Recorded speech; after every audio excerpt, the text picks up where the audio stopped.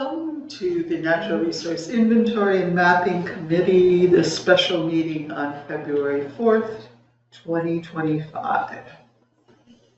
I call this meeting to order. There is no public online.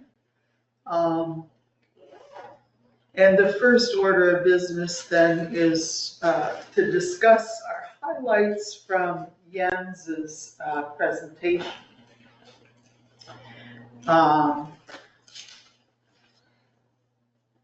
I thought he did an excellent job of presenting all the whys, and it was a real logical format. I felt like people really got it, you know? And it wasn't too long. It wasn't too long. Did you get any feedback from anyone? We haven't had a meeting yet.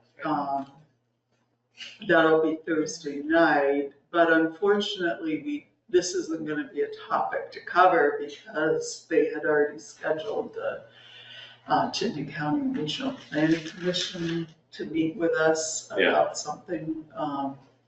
So it's going to be a while, a month before they get to really talk about it.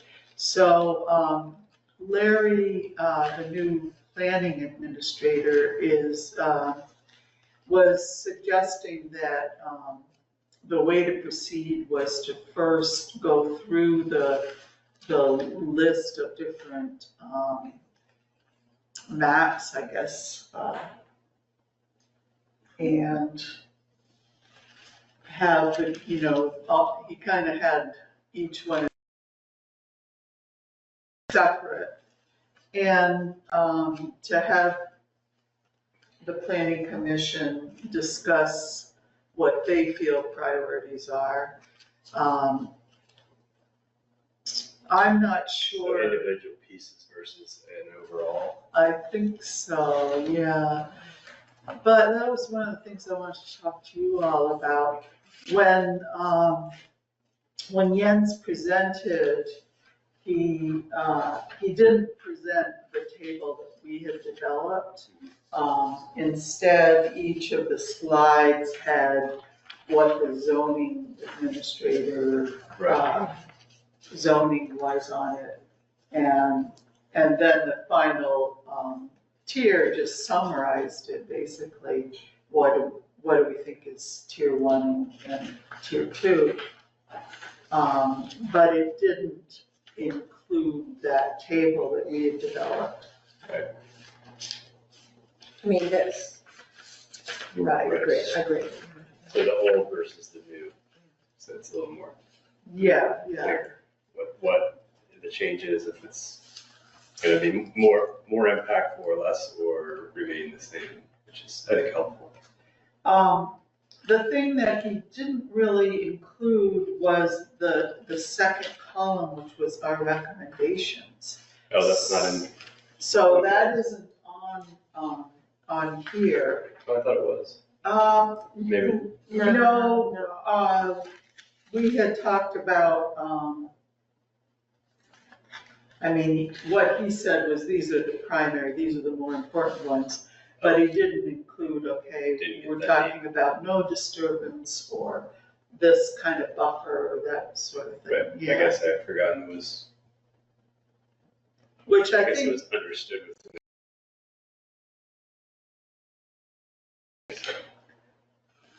But I could go back and look at, I kind of laid the foundation, and I might have said that right at the start, that we didn't want disturbance. Yeah. So I think I would like to make sure everyone has a copy of this as a starting point. This is our recommendation, so, and then we can take the discussion from there. It does, the difference between no disturbance and no development is something that when Penny and I were talking became clear. I was thinking no disturbance, but a lot of our zoning regulations are centered around development. So in a lot of ways, you can go ahead and, cut some trees and make a lawn and that kind of thing. So that's a distinction that I think, makes it go one step further than what people are used to. Yeah. Yeah, at that point, it feels more like a regulation, Yeah. more like you cannot do this versus like, it's still usable land, it's just you can't put a structure on it or whatever, yeah. Or in the case of wetlands, you can't make a lawn out of it. Right. Sort of thing, which apparently now 3 people have done. Brad was telling me about it, but the DRB we didn't know that the land was wetland, and now. Based on new mapping or? Based on past, the things that we approved. Right. And they must have been, now we go to site visits all the time, so we should be able to see that a lot of times. But, these are ones where we didn't do a site visit, and we find out that there's wetland up there, and in recent times, we've been asking for A&R mapping, and we want people to come, get like Tina Heath of the world to come and check out the property. But I guess it didn't happen. I don't know if that's You really. can't look back, you can only look forward. No. I'm very conscious of it though. Beavers and things. Yeah. Well, Penny, anytime you're ready to pipe in, feel free.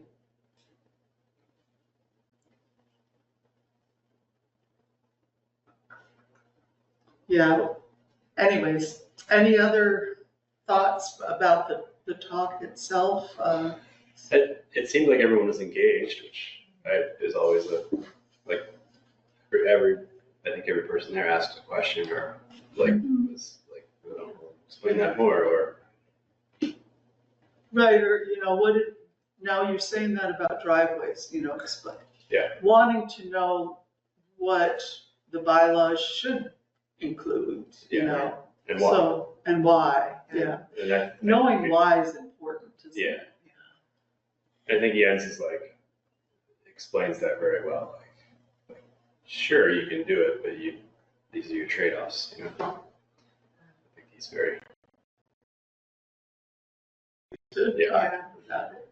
I was interested he's very different though, presenting to a planning commission than when he's on talking to the conservation commission or giving one of the classes that he does a lot of online things. He's much more strident than coming and saying, I'm not here to look at you, or these are just the way. He's trying to be very neutral in presentation of the data, information, which is interesting. Mm-hmm. Yeah. Recognizes that this is a decision-making board. Here's my expertise. Yeah. Yeah, I know. I think you're right. I mean, just about everybody asked a question, and there is the person that was. So we had Roy Dunphy, and the next one over. Was he new? Tim Might have Frost. been Tim Frost. Yeah, but maybe new. I mean, I think he's been around. Yeah. he's been Underhill for Yeah. a long time. 6 or 8 months, a year, probably a year. That I was looking at them there. I thought they were very interesting. Mm-hmm. Yeah. Yeah, so that's the next step for the planning commission. And I know Jens was working on some big project that was supposed to be done now. So he hasn't even responded to my request for what would you suggest we do next. Yeah. So I'm hoping that when that's done, he'll be able to maybe come to the next planning commission meeting and help guide us through it. And he said that's what he's there for. He said. Yeah, Yeah. It's nice that he's available. And I think, you know, at the initial times when people are going through here, to have him to read a lot of the things would be really valuable. So maybe it's a blessing that we can't talk about it this week. We have to wait till the next meeting, and maybe Jens will be available. Yeah, and maybe when he comes again, though, different, maybe some of the same will be there, but maybe there were some folks missing from the planning commission. Brian, the chair, wasn't able to be there, and I think Boris wasn't there, maybe. I forget. Brian Brian Tishon is our chair. lives out Pleasant Valley. Mhm. Yeah. Yeah. Excuse me. Excuse me. I don't know if you can hear me. I just dropped off my tipsy husband, so I'm on my way. Oh, okay. Thank you. You don't want to join by virtual? No, I want my husband to have to figure out himself what to make for dinner. Got it. We'll see you soon. What I thought we could work on would be to talk about the secondary conservation areas. And since we have management recommendations as our recommendation, if we could identify ways they can get that information, or, you know, what our plan might be. I think it'll probably be something the Conservation Commission tackles rather than the Planning Commission. So that might help guide that. I think I'll go down and make copies of this. Is the most, and I don't think Ryan has anything with him, so. Well, it doesn't say anything other than early successional mass stands. Oh. It'll just guide our discussion. It doesn't have any information really. Well, if you want, you can do that. Yeah. I mean, Yeah. do you want it? Yeah. Sure. Yeah.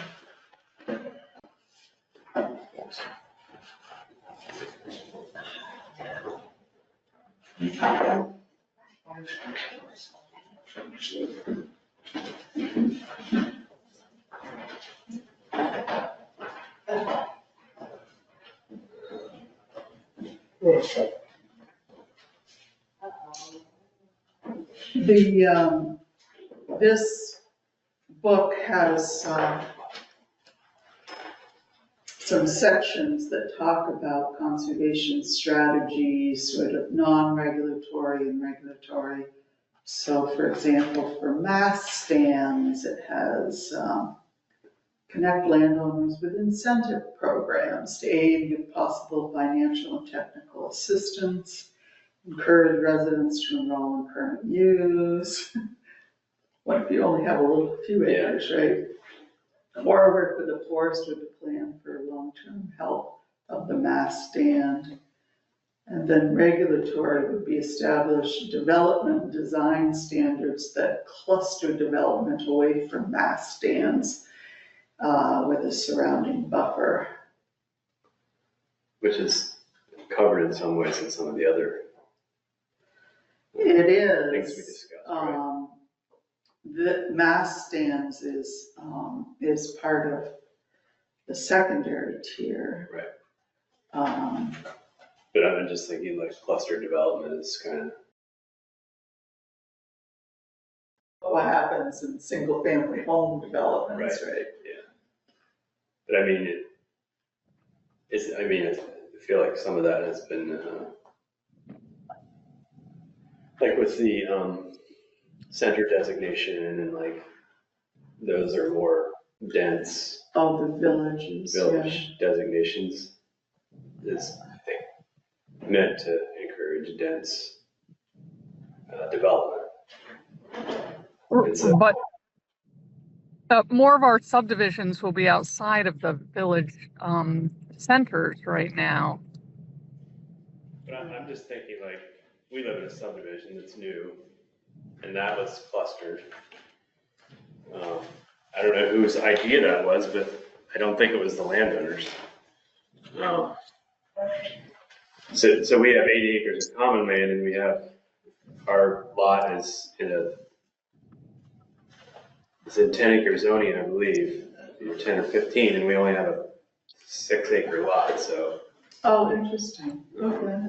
So there was some I think, Brian, I think it's the developer who usually, up to this point, is the one who suggests doing a PRD. We don't ever suggest to anyone to do that because we don't have any regulations that say you can't develop unless it's above 1,500 feet.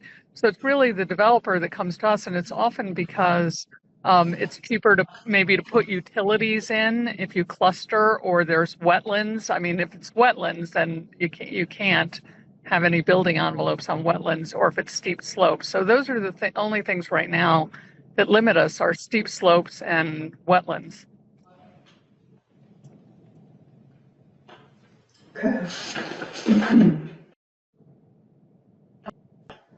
I like all of these statements that are in this kind of document, and it does seem like something that we could write up as, possible recommendations that then even the planning commission could consider, whether or not, I was just speaking about this example for mask stands, Karen. What's the book you're referencing?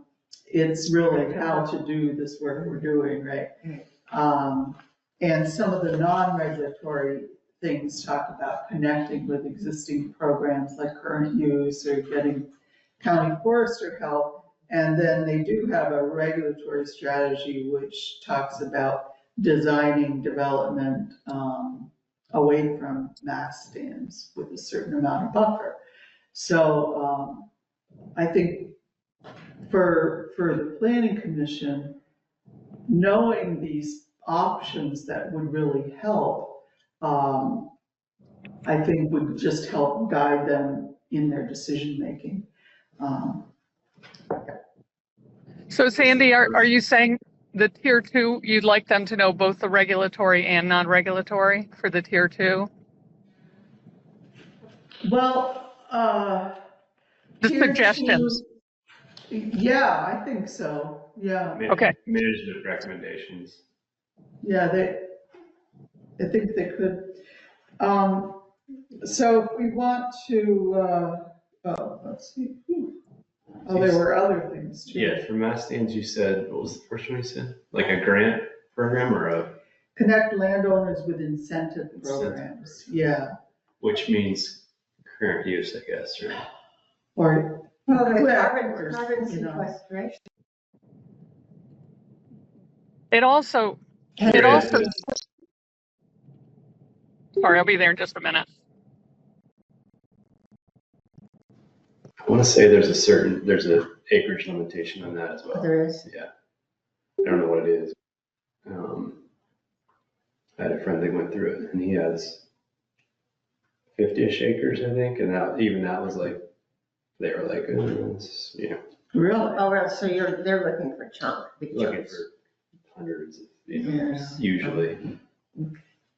Or, Because the people paying for those carbon credits, Yeah. they're, it's Amazon, and they want like Oh, don't mention we Amazon want right now. 20,000, that's right. We need to offset 20,000 acres worth of carbon, or, to make it worthwhile, yeah. So 25 acres at a time.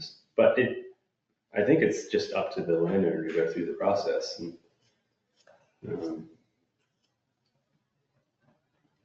I turned the page and then there's other strategies for mass stands that include encouraging residents to conserve forest land through conservation easements, connect landowners with education resources, such as the landowner habitat management guidelines or mass production area guidelines. So there's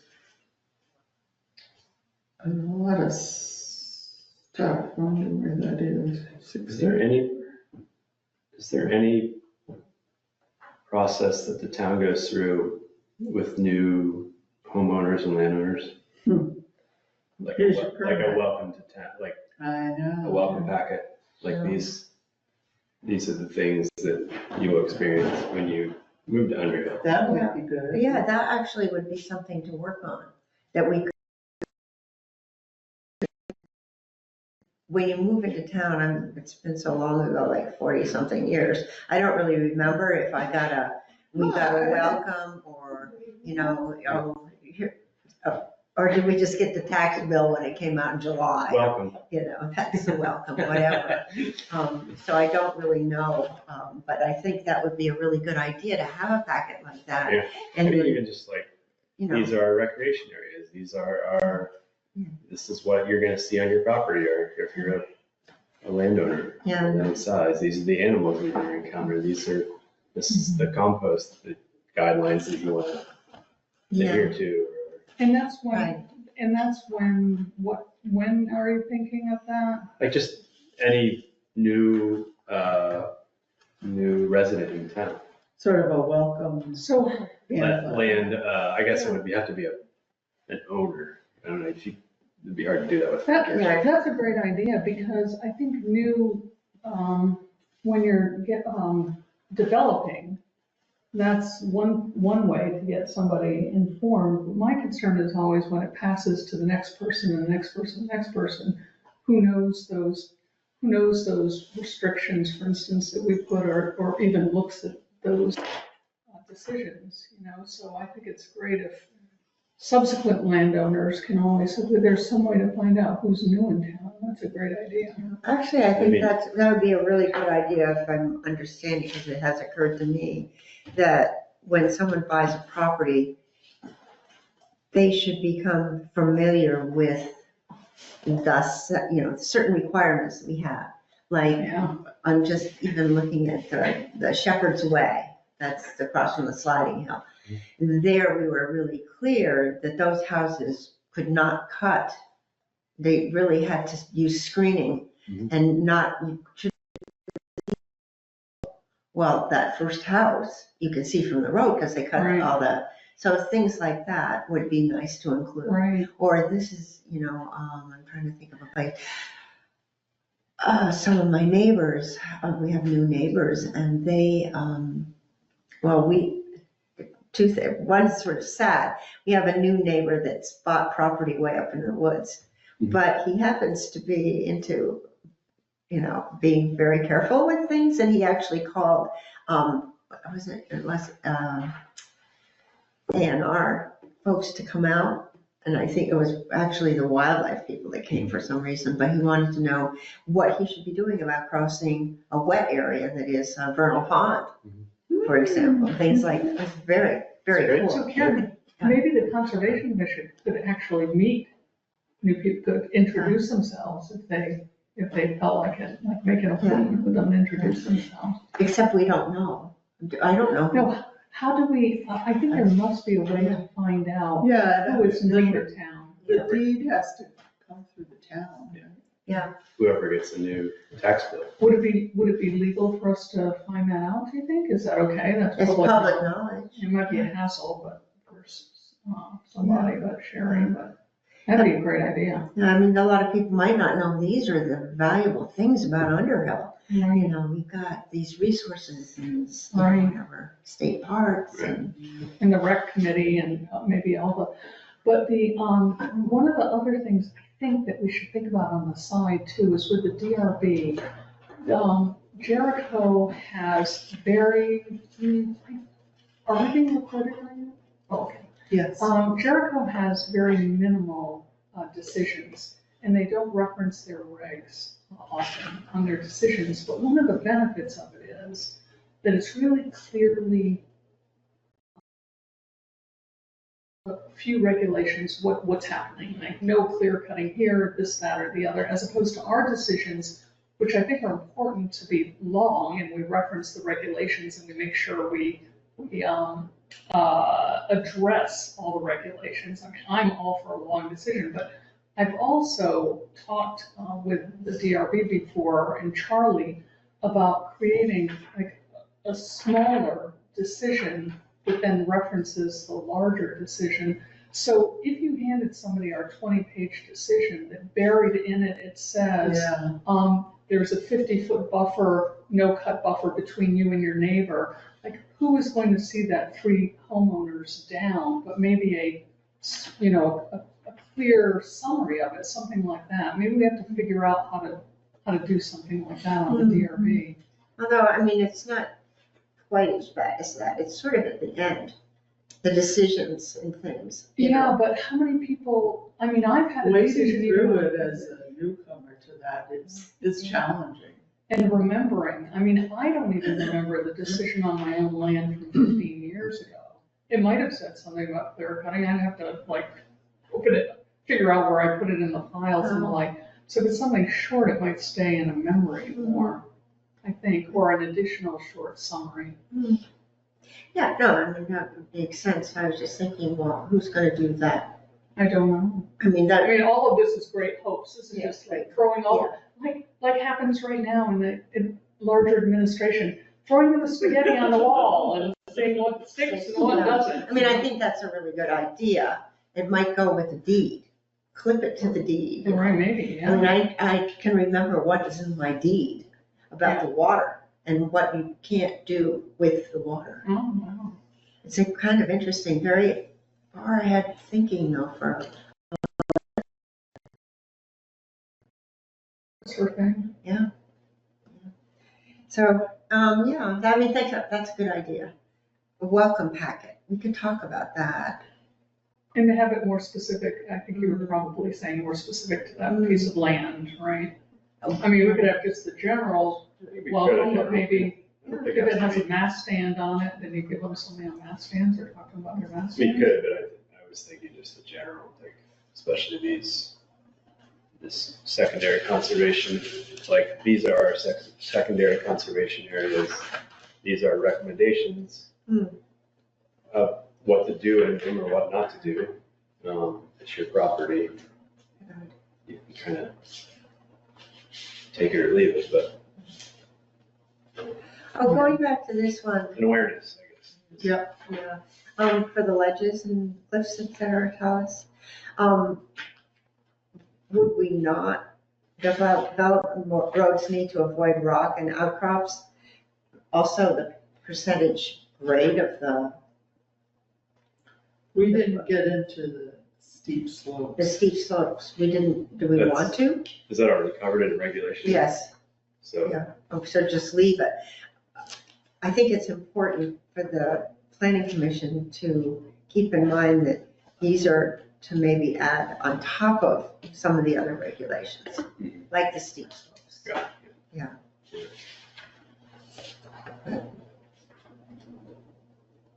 Yeah, that's an interesting one.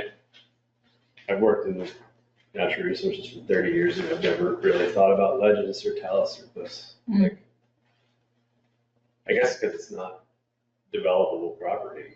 Right. You know, it's like we've never had to protect them because they're not Right. usable, which is the nice thing about them. I guess until you bring. Oh, and let's cut off the little scrub trees up there so we'll have a better view. Right. Hope not. There seems to be, in this book that I'm looking at, Yes. a lot of references to, these documents for landowners. Where was that one? The state does have some good ones. They're older now. Well, this landowner guide, habitat management for lands in Vermont. Then there was another on how to manage mass stands, So, having those kind of documents listed someplace so that they're easy to find and, We can reference them as, maybe it's in part of the zoning regs has a reference to some guides. I know we Are they do that referenced with trails. on our website at all? No. Not right Not now, right. no. So we need to acquire them first or electronically have a link to them, Right. I guess. What, does anybody know what the cost is of a forest management plan? I'm sure it depends on how much property you have, but what are we talking the range of? We pay about $500. Is that just to renew it, Yeah, Ryan? it's a What, do you remember what the original one cost? Is that thousands? Yeah, I would say it's probably twice that, yeah. Do you write that $1,000. yourself? I could, but I don't. Oh, you don't? No, I pay someone else to do it. Do you have to have it inventoried? Right. Yeah. So I was just wondering if we identified what areas that we felt were most significant for connectivity or basically what this book does is it's for the non-regulatory is to bring things to people's awareness, educate them, inform them, let them know what's happening. Is there any incentivizing them as in maybe some funding for a forest management plan, or once we've targeted certain areas, or is there any way that we could do that? Well, people get tax relief for open land in Underhill. So we are giving incentives, Yeah. but it's just in a different way. Well, I mean, what if my 15 acres was important in connecting to my neighbor's 15, to my other neighbors? Yeah. And I'm not really, it's not big enough to manage, but if I had somebody, if I had, who's our guy that we love, Ethan? course, yeah. If I had an Ethan Tapper come, right, and walk the land with me and write something up, I would have more ownership of that than just somebody handing me pamphlets that this is important. Mhm. And if there was an incentive, like Ethan Tapper will come, maybe not the state, because this, I'm sure the person, what I'm thinking of, somebody actually writing something up so that you have it. But they do. I mean, when Ethan came, excuse me for interrupting, but when he wrote up the management plan for Crane Brook, he wrote it up and it's his job.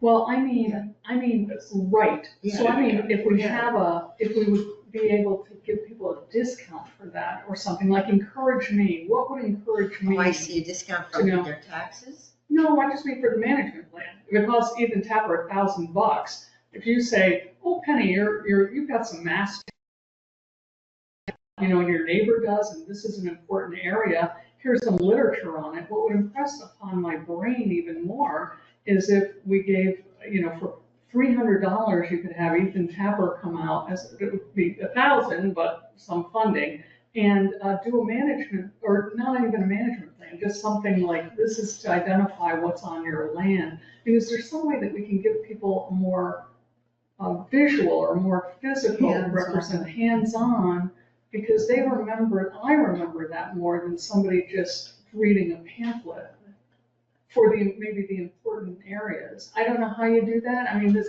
is spaghetti on the wall again. There's a concept that I've read about and kind of looked at a little bit in deer habitat management circles called a co-op. So, like you said, you're not big enough to support a deer management habitat zone on your own, but with 10 of your neighbors, you have 400 acres, say. You each have 40, or one person has 600, and kind of as a co-op, you have enough, and you pool resources, whether it's money or one guy has a tractor, this guy has a chainsaw, this person's really interested in invasives, whatever. And you all kind of like work together on this piece of property that's managed as one. So I mean That's a nice. you could have some sort of it would be, I don't know, it would be expensive. It's what they do for carbon, you were talking about. Yeah, I guess that. it's kind of like that. You don't have enough acreage to be worthwhile, but if you get 10,000 acres each, Right. then you can significantly invest in the whole carbon market. It would be a similar kind of thing, you don't have a market to go to, but. I'm just thinking like, it would be awesome if like, we didn't have to worry about taxes and be like, there's 6 neighbors that own 1,000 acres. We're going to pull together and manage it as a current use project, right? Mm-hmm. So you divide it up. You own 10%, so you get 10% of whatever that tax benefit is. What do you do for a PRD? Because that land's taxed, right? It is, yeah. Should be the It's a same current kind of. use. It's our 80 acres is in current use, and it's, I don't know what it's dirt cheap, $200 a year in taxes. So that would, but Mike. And we all share. You all share, yeah. We all pay Yeah. 6%, or no, like 12% of it. That's a very good incentive to, because around your home, it can't be part of the Right. current use. But if you've clustered the homes, then it gives you a larger acreage to enroll. So That's a good incentive for PRDs. good idea, Yeah. right? Yeah. I wonder if there is something that we don't know about with the state. It's not a PRD, it's neighbors. And is there an incentive for that? I wonder if we could do something like, so the town has a minimum acres too, right, for the open land? It's 10, 20? I thought it was something like 10. Yeah. So I think current use is 25 25, plus a exemption or, yeah, house so it's really, Yeah. yeah, so maybe the town is 10 or 15.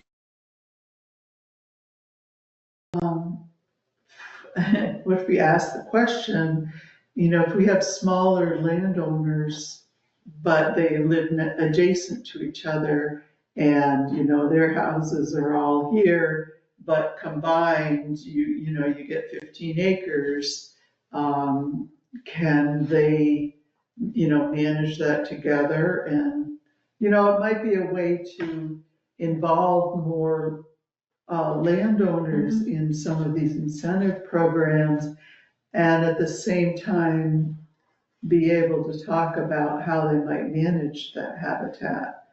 And we could identify, maybe there's this big riparian area where it's a lot of, let's take the creek, for example. There are 109 neighbors, right? But it's not developable, right? Yeah, it's Right. You might as well, not, right. like, you might as well have a management plan on how to. It'd be great, except that for some people it's Well, there. let's not talk about the creek, let's talk about like upland area, right? Maybe there's a really important riparian area we want to protect, and it's a lot of different landowners. Could we identify that, because we have parcel maps and we have riparian maps, right? And try to incentivize that. But what it would mean is sort of changing the way our open land incentives. Contract or whatever. Yeah, so it would be multiple landowners involved in one contract kind of thing. But any way that we can incentivize things, especially for, these smaller parcels, they keep getting smaller and smaller. Have all this great forest land that, I think Right. Penny's point was good, like, if you could yeah, maybe not realize a tax benefit from it, but you could get assistance in some way for writing up a management plan. Right, or even just an educational plan. Like I had Ethan Tepper go out and walk the land, our land with us, which is really only 7 acres, but our neighbors joined us and they had 10 and they had 30. And Oh, it would have been really nice too, I think, if there had been something written up about it afterwards I and to reflect back on and to have. And I know that's more of that would cost money, but I think that just to bring pride of ownership or greater understanding or education, and then we could also on the Conservation Commission, if somebody identified Forster or whoever we could engage, maybe we could engage Arrowwood if we were able to promise them 25 opportunities to cut the cost in half or something, who knows. But maybe then we could educate the homeowners on what are mass stands and what are their use, and then we would had more knowledge. We'd have more knowledge, and the homeowner would have greater pride of property and natural resources. And then the next step is, could it also be incentivized to protect it? Hmm. Just a possibility, just law. well, that also, I mean, that's something the Conservation Commission could do, right? How? How? Yeah. I mean, what do you, What to do, what part? what part? Well, isn't the mission of the Conservation Commission to work with landowners to educate them about things? I mean, isn't it an education component? There's a huge. Yeah. Would not be the Conservation Commission's particular skill set. I mean, I think if Ethan Tapper came out or someone, Oh, I see what you mean. And- Yeah, no, I wasn't saying you would be the experts. I was just saying, you could kind of coordinate that, yeah. Yeah. That's good, yeah. I think it'd be worth talking to Brandon to find out, what his services would cover. If we get, 4 landowners who live adjacent to each other together, would you come and, talk about one big management plan, or, I'm not sure. exactly. Well, wouldn't that be part of his job anyway? Because I don't know, if Ethan came to my property here, but I have, current use land down in Windsor County, and the county forester came there and walked the land with me. And Sure, but And then Ethan didn't write anything up for me, but the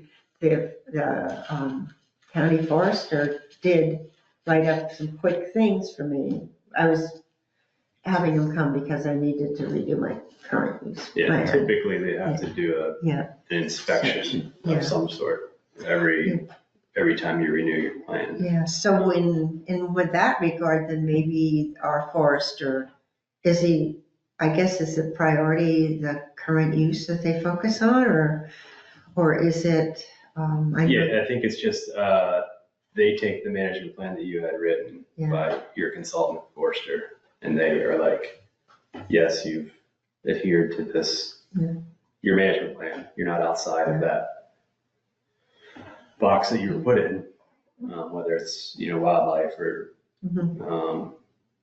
or like, forest land management or, whatever your kind of path you're going down. Yeah. They just want to make sure no erosion, sedimentation. You cut your 20 acres of firewood, blah, blah, blah, You stay back away from the brooks. Yeah. No cutting on the brooks. That's an idea, someone like Ethan or someone else, if we promise them a little business at a discount rate, I really don't know that part of, I know what you're talking about, but did Ethan, I don't did want we to know, pay him? did you pay him? Oh, he doesn't accept payment, but I gave him a couple of quarts of homemade soup. That's how I paid him. cords of soup? Quarts. Oh, okay. Quarts, I was gonna say quart of soup. Hello. 4x4x8. Giant vat.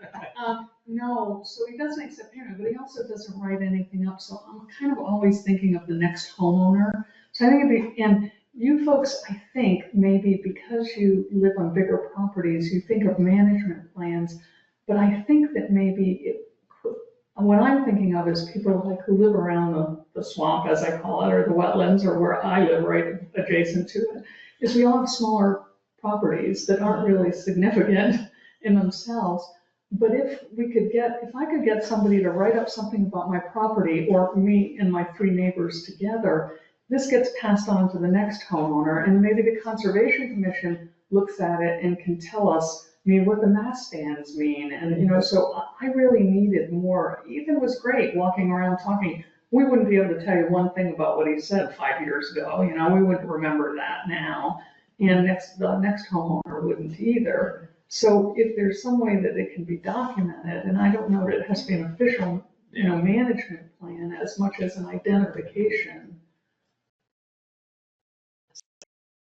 Yeah, right? Can be. So, Not Like- mine. Not yours. There's nothing about mast stands or, No, but it it certainly could be, right? I don't know. As a homeowner, you could write that in if you felt it was important to you. I suppose, yeah. Because I think there's stuff. If I knew it. Yes, If I knew it. exactly. Yeah, which would, to your point, Right. the document would be helpful. Right. Oh, did you know you have a vernal pool that's like the only one Yes. around? Oh, I didn't know that. I Right. should protect that in the future. That's a good point. You're right. Because I think you can write it wherever you want in your deed and protect it in perpetuity. So, going back to the secondary areas, Yeah, it's, but I was just thinking about, vernal pools, I get very excited about. Prime ag soils, I know what happens at the DRB. It's kind of like, well, it's a small spot. Yeah, or it's that there's no way to avoid it because the whole Yeah. property is prime ag. Yeah. We don't say somebody can't develop. What we say is, and I think the recommendation is, even from the state, is to try and put something at the edge of it, up against, say, the trees. We did that with Massey, right? Wasn't that with remember they Oh, I think subdivided? that, yes, they had, but then it was sold, fortunately. Yeah, It was good because they didn't like what we wanted them to do. They wouldn't have as great a view of the mountain. that's right, that's right. But that was sort of yeah, we did that.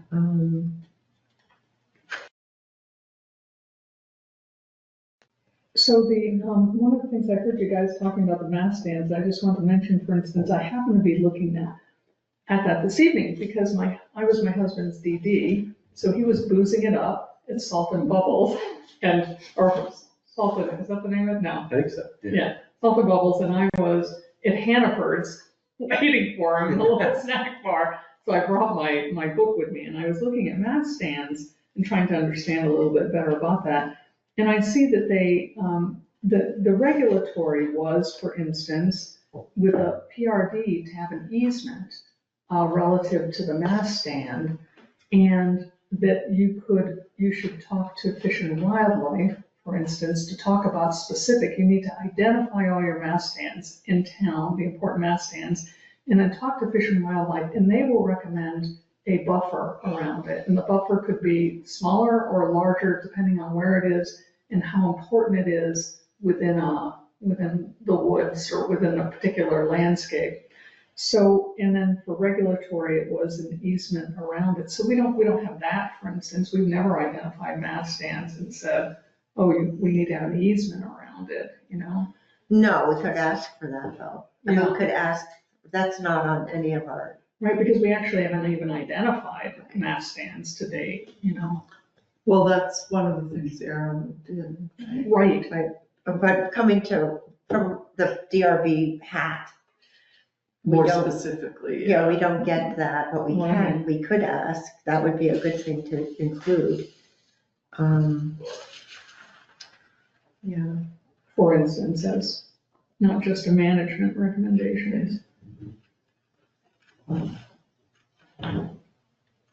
Yeah, that would something have to come from the planning commission for us to act on. yeah, the mass stand information in this book was saying, that you really probably haven't identified all your mass stands in town, and you need to get out and identify them. I wouldn't know a mass stand if it came up to me and waved its hand. So I would be happy to help with that, but I don't know, how often do you see mass stands? How many are there usually in an area, and where are they? Are those up toward Mount Mansfield more? Or? Well, it depends whether you're talking beach or oak. Right. I mean, There's those hard are, mass and there's soft mass. yeah. So before we can regulate it, we really need to know about it, and it also talked about priority of mass stands, the ones that are, in important areas.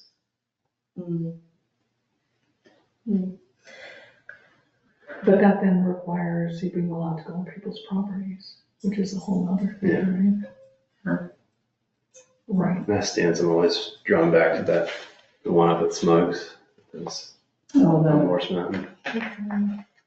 There was I think they wanted, you may remember this better than I do, but they wanted to put a lift to the top of Morse Mountain, like from the village in Sterling up to the top. And they said, no, that's prime bear habitat. Oh, And they stopped it. wow. But it's a big beach stand, basically. Huh. The whole ridge of beach. Yeah. So if people, for instance, if private property owners do not want to have regulations on their property because it prevents them from whatever, could something like that be tax incentivized or somehow other way be incentivized? Just another question. Or like what was that Fairleigh was going to use and it didn't work, and it was brought up at, what's that, where you don't develop, you've got rights to develop up here, like you own property up here, but it's valuable property. So you can swap your rights with the developer down here, but he gets even more than that. Like if you can put in Twice as much. right, twice as much, so that he can, so that's the incentive for you to do that. Yeah. We're dealing with a bit of that in the range right now. Or is it? Well, wetland impact, yeah. So what sort of thing, Ryan, like explain? Well, I don't think it's been officially approved yet, but they want to expand well, not expand, but like improve the biathlon trail network up there. And in order to do that, like there's like where they originally built a lot of the trails, it's pretty wet. And so we have to get a wetland permit. And in order to do that, we have to pay a large fee that then will be used to be set aside to purchase other wetlands somewhere else in the state. So basically a trade. That's interesting. But That's interesting. But yeah, so say we impact whatever it is, 2 acres. It's enough money to buy 4 acres of wetland somewhere else. Huh? Of course, what do the animals do here? We get a helicopter. We get an ark. It's biblical. You gotta wait for a flood. Yeah, if only. Well, we could be like Jericho and ask for a conservation fund to be created. I would love to do that. Sandy, do you know how many there are in Vermont? I somehow got on this Karen's list serve for me a long time ago, and I got on it. And that was a topic that came up, and you wouldn't believe how many towns in Vermont have those. Yeah. What's it called? Conservation. Conservation fund or? It's a fund to basically buy properties, the conservation fund. It's like, what is it, like every house that's sold 2 cents goes into or 2 cents on every $100 or something like that? And the towns that, some of them don't have much money and they all have them. Yes, these are little towns that are all, saying, well, we have one, it's the best thing that's ever happened to us, we just did such and such with it. And I thought, whoa. And that's how Richmond bought a chunk of a farm, yeah. Really? Down Forest? Yeah, with the conservation fund. I don't know if it's the town forest though. I think it, might have been part of a farm or something like that. They had money to do it. I'm like, and I have talked to a couple of not officially, but about a conservation fund, and I get this. Well, we don't want to raise the tax rate, and it's, saying, it's like 2 cents on $100. Yeah. And but maybe we could. I mean, we have to do a petition. Right. Yeah, I think it's too late to do the petition though for this year. Andrew was always pro impact fees for building, for development. And, having worked in Burlington for years, impact fees are, it's just natural, it's just a part of your development, and it takes care of the roads and some of the schools, the burden on, pressures on things. And so it's sort of like an impact fee, right? An impact to the environment, so you're. For every house. Yeah. Mm. Yeah. Oh, and maybe we could talk to some of the towns on actually the minutia of it, Right. because I think when we get to some of these topics, there are many opportunities to find out, like how other people do things.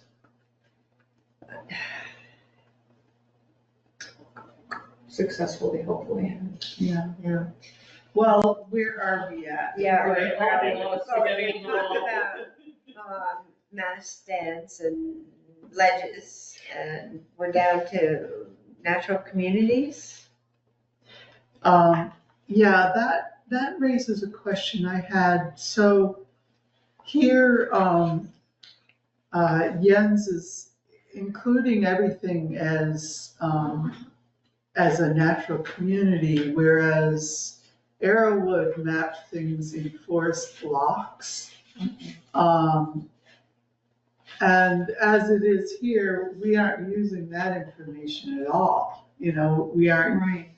using the forest blocks that were established. Sandy, do you had a piece of paper that showed where did you write it? Which natural communities were part of which forest blocks or something? You were starting to work through that, and that was pretty interesting to see. I'm not sure I have it as forest blocks, but I have it as, which ones we had in. It was another way to organize the data, and that's another thing we have to do, that's to be clear, figure out which is the best way to organize data for people. Right. I mean, people don't really understand national communities very much, No. but the nice thing about using the forest blocks is, since they analyzed it that way, wetlands are in each forest block, and all of that kind of data that would be important. So here's my uplands table with S1, S2. Let me just pass it. Is that the one you were talking Yeah. about? Right. We don't have all that many in the S1, 2, 3, but there are some on that map. Alpine meadow, which would be Do we have? protected. Are we at all, do we need to protect that sort of thing, or because that's state forest, is that out of our purview? Well, it's, both, out of our purview, and it's about 1,500 feet, so Okay, it's protected twice as much in some okay. ways, What's your? Alpine meadows, Outline that out, right. Most of the ones on there there's are only S1 on there, I think. state property. Yeah. But if you look at this map here, there are Are there some S1, covered 2, through there? and 3 in other places. Penny, what page is that on? This Is handwritten. this is what Sandy did. It's on hers. Oh.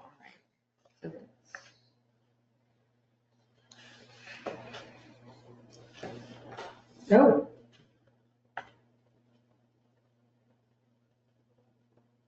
Really? Oh, I can probably break those out if you want. Hmm. We need. and these are just the ones that, I keep forgetting, Arrowwood can determine things from an aerial view. It didn't have to be them going on the property. Yeah, Right? it's not field verified. Okay. I think, Sandy's, what is your guess? This is as a sidebar. They were able to identify X from aerial views. What percentage of a whole do you think that is? So if they've identified those S1s, do you think they've gotten 80% of them, or they've gotten 95% of them, or is it more like 50%? What's your gut feeling about what they're able to identify from aerial? Like their confidence. Yes, right. Well, bear in mind, it's not just aerial, these are natural communities, so it's soil, geology, Okay, you know, other things come into play. aspect, yeah. Yeah, it triggers so many indicators. Like you have acidic soils or whatever, and then you have a north facing or a south facing slope, and it's Oh, okay. rocky Okay. talus, and you're like, Oh, oh, there's a really good it's chance that there's this. oak growing there. So if regulations, if we were to actually put regulations, like let's say we did an overlay map with those, would you feel confident about doing that, or would you feel you needed to go on that property to check before you regulated it? I think you'd have to check the boundaries of it because, yeah, the soil maps, you know, they might end here or they might end over there, you know what I mean? Yeah. That then runs into a problem, right, because that's private property. Well, if people wanted to subdivide it, that's what you're talking about, right? Oh, no, in a way, I guess that settles out to that, but I was thinking of, say, if there was an overlay district, there's an overlay district that guides the regulations. If there's no overlay district and you just say you have to have an inspection of the land to see if there's any S1 communities on it, I guess that could be subdivision. Yeah, I think that would be the only way to Okay. enforce that. I see. Is that what currently triggers a review for a subdivision, like an environmental review for a subdivision? If we're worried, If we're worried, or we've seen some maps that look like it's deer yards or. It's not 100% every development. No, not at all. No. It's usually, I think the only times I remember for an analysis, what was it even called? I don't know if it was a management plan, maybe it was, but it was an analysis, biological review or something like that. It was maybe on 2 properties. I'm thinking of the Evans on Mountain Road, we asked. because they were going to be now the last property on the Right, road. yeah. So that was so alarming to everyone. What would be the impact on that? And do you think the one off of Irish Settlement? Is that one? Yeah, That one? yeah. I think because Yes. the neighbors came, so sometimes if neighbors come and anecdotally say, we have a lot of animal crossings, we have a lot of this, a lot of wetlands, this developer's coming in and just doesn't understand the property, then we might, I think we lean heavily on Karen to say what if she feels it's important. Seems to me we might have done it for the Pleasant Valley steep driveway because we wanted to take all of that wet area, that soil from the top and bring it down to build that road. Huh? And that, part of that was wetland and it was a deer yard. Oh, I think so. Didn't he present something for that? but Is we that also, simply a cost issue? away from cost issues, we try not to impose too much. Right. But we really don't understand the cost of everything anyway. If people balk at it, if we get contention, half the neighbors say it's an important area and half the neighbors say it's not. I think, like I said, we often lean on Karen to make a call on it. So that is part of it, is the imposition of the cost, I think. I mean, Well, we, hopefully these maps will help you. in Yes. that I regard. think so. Yeah, those are more some red flags, some red Right, flags come right. up. Yeah. But, recently, we had someone come to the DRB who really felt that the maps for her property, where there were deer yards all over her property, were not accurate at all. So what we would then say, go out and spend money and prove it to us, is generally what we'd have to say. Right. But I've never really known. In fact, I always meant to call Betsy and ask her if she could give me an idea of how much this or, we don't like to, already it's costing people a lot to subdivide, but on the other hand, we have to, honor the regulations and but our regulations say things like minimize or avoid, so, So it's not a so we can't really. yes, no. Yeah, it doesn't say no, so we think, well, maybe minimizing. This one development property, we ended up having them pull the house close to the road, which in the old way of doing things, that would have been thought ridiculous. People live on an Underhill because they want privacy. Why should they've got all this land behind them? Why should they be right by the road? But I'm sure there are a lot of people from the city who want to move to Underhill and would be happy to be by the road. But that part of that, conduit for water. Road Things is a like that. conduit for water, Yeah. and it's a crossing for wildlife. Yeah.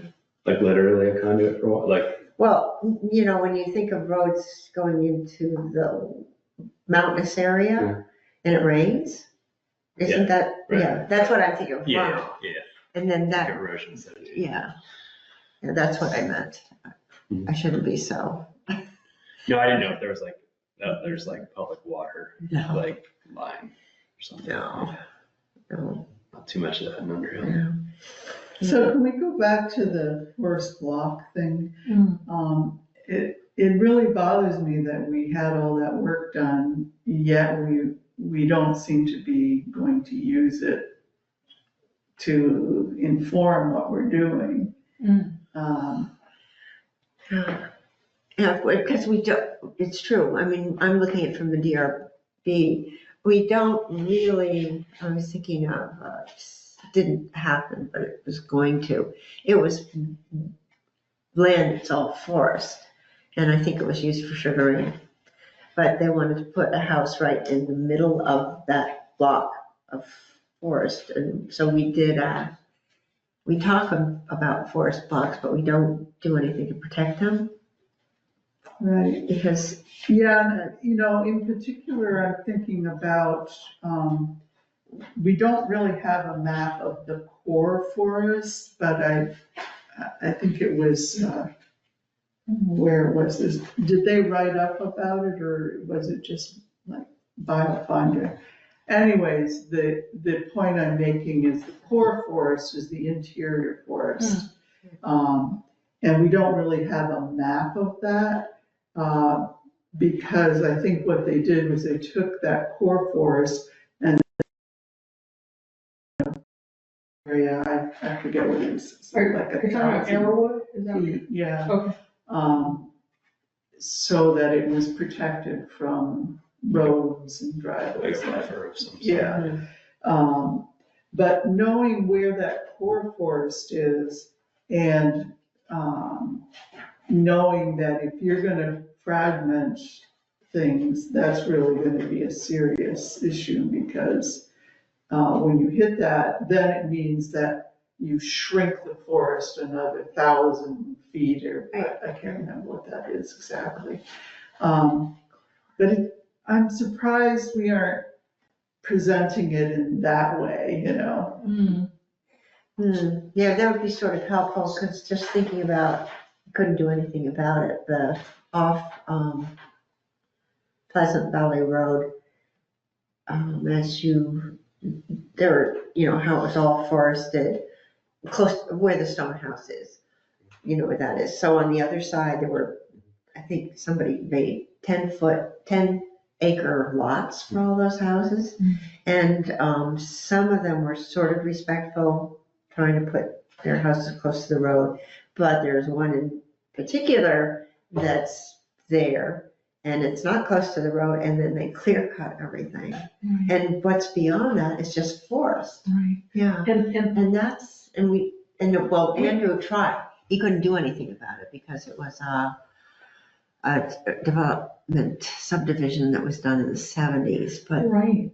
I think what would be really helpful is even if something happens in the 70s, the current law things, the guidelines, or whatever the the planning commission says, whether it's thou shalt not cut forest block, into the forest, that has to go. It can't just be no grandfathers. That would be really cool. I think it also goes to the point that I think I heard you say while my husband was hiccuping in the car, Was it that bad? no. But it was the fumes in that car. Sorry, we're recorded. Only kidding. When that's only pertinent when it's a development. So if you have a lot that's to be developed, a single family home, if it's not a subdivision, we have no oversight of that. We have no review of that at all.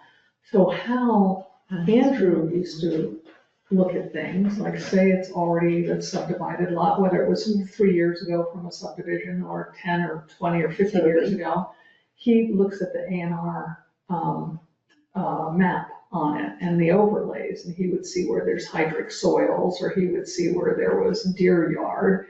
And so when somebody brought in their sketch for where their house would be, that would set off some things for him, and he would have some conversation with him about that we're not even privy to, because it wouldn't have anything to do with us at that point. Like the land had already been subdivided 10 years ago.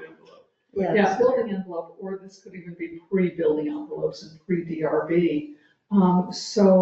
Or now there's accessory dwellings that is totally out of the DRB, that can go anywhere, I believe anywhere on site, a detached accessory dwelling unit. So what happens about those? If your property, I remember Charlie used to think it should be able to go anywhere, an accessory dwelling unit. And Karen and I was always saying, no, Charlie said, if you have 200 acres, why can't you have your house here and the caretaker's house 200 acres? I could hardly talk, But I believe that might be the way it is now. I believe you are able to put it. We've talked about that quite a bit, and in the new zoning regulations, whenever they come, there'll be some changes to that, so. I didn't even think we had a choice on that. I thought that was regulated by the state. No. Oh, okay. But we did have a choice because on Maple, up in the Sue Kusero development, Yes. remember the guy that bought her Yes. house? It was a PRD, Yes, but he was able to do an accessory dwelling at the road. at the road for Yes. his parents. Yes. That was a little bit, it didn't quite meet maybe it was just barely right, but it was a certain distance from the other house. And that was what we were enforcing, was that certain distance. Right. Which I can't remember what But it was. the whole ADU thing has changed now. Yeah. The state got involved. Yeah, well, that's what bothers me about the Evans property. She subdivided that to have that 10-acre lot. And she could always put another accessory dwelling on it. Right. So we have to keep that in mind also, that, where accessory dwellings go in our property. Anyway, I'm sorry, we're being, So we don't have in other words, the upshot of it is the DRB doesn't always look over everything. Some of it is just the zoning. No, but somebody does, Somebody does, so it Yeah. has to be information that is transferable to everyone. yeah. So I have to be mindful of the time. So it's very late and we are really expounding a lot of things. Right. What I'll just summarize what I learned today. we need a list of,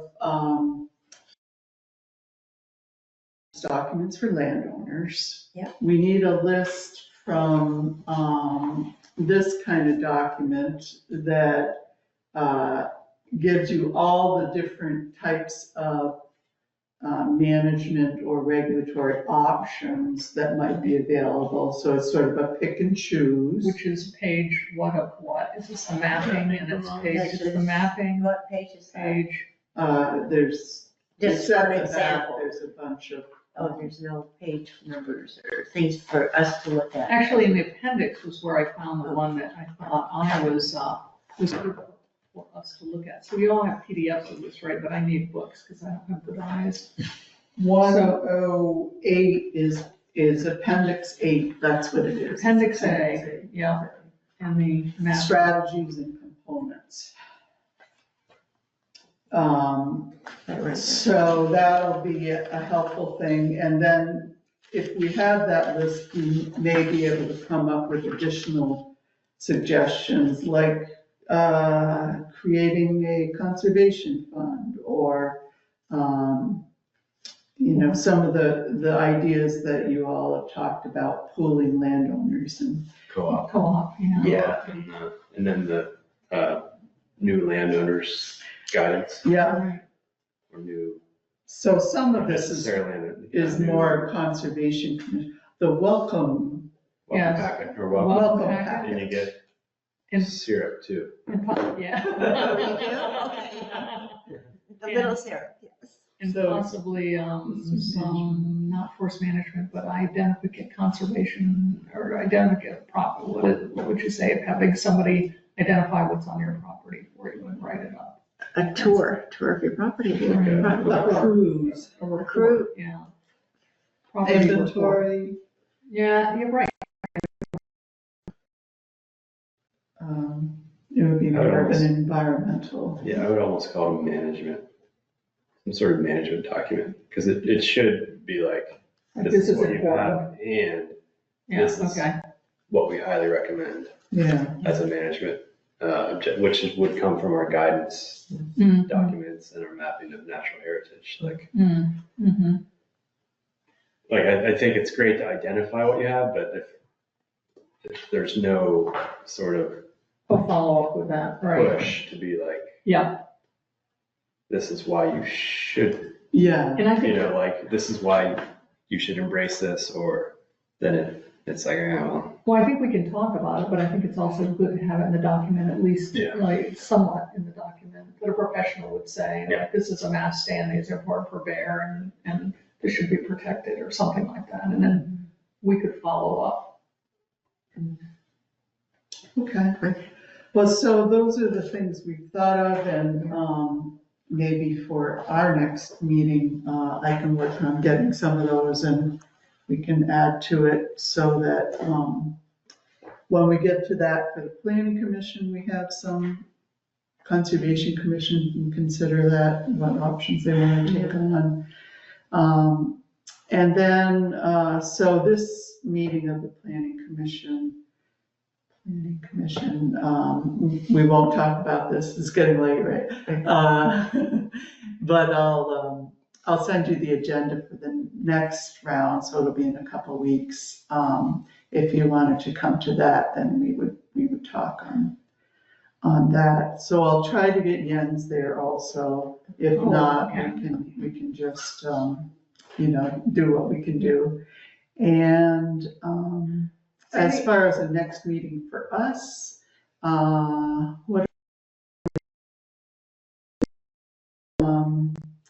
we could meet on the third Tuesday, which would be after the next town meeting day. planning commission meeting, Is that- or we can play it by ear again.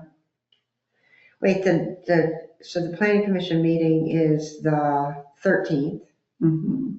and you're saying the next Tuesday after that? You mean that week, or the next Tuesday in March? We usually meet the third Tuesday. Tuesday of the month. Tuesday, and would that be after It's the, February 18th, right? So February 18th. No, March. right? She was Oh. talking, no, I think she's talking about February. Do you want us to Where meet again? in February or March? I was asking the question, do we want to meet after the planning commission? Or do we want to just wait till our next scheduled meeting? I think maybe. Well, if we're March going to the 18th. planning commission meeting, we may want Meet 18th of March then, or? Yeah. Is that Let's right? see. Oh, yeah, our meeting would be before that, so we wouldn't want to do that. Okay, so, yeah, it would be March 18th. March 18th, okay. Mm. I don't have anything on my calendar for that date. Okay. Sandy, are you thinking that, if I were a planning commissioner, I would have forgotten that Jens talked about? Absolutely, we talked about that. Could it be an assignment to look at the recording of it for everyone before they come to the meeting? Could be a request, yes. That's why I think it's really important that Jens is there. Yeah. Which is in 2 days? No, Not this one, No, it's the the other next one. Right, okay.